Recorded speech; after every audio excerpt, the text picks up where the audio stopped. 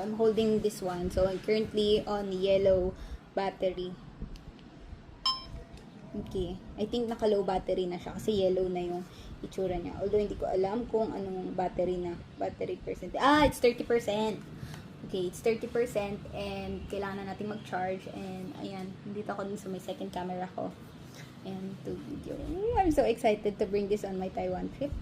But I think kailangan ko siyang So actually, I prefer vertical video so that I can upload it in YouTube Shorts and that also at the same time I can upload it to stories. But yeah. Pero ang ganda din pala ng landscape. Very vlog energy talaga. Ayan. So ayan. I just want to capture this moment. Grabe, hindi na nakaka-bother mag-talk sa camera. Kasi minsan nag-worry ako if hindi ako cautious dun sa camera or kung nagre-record na. So, kaya, sabi ko, mas preferred talaga yung may screen sa harap. Yan, ang ganda, ang linaw. Ayan. Hindi ko pa nakakabit yung case. Pero parang prefer ko yung vertical. I think mas better.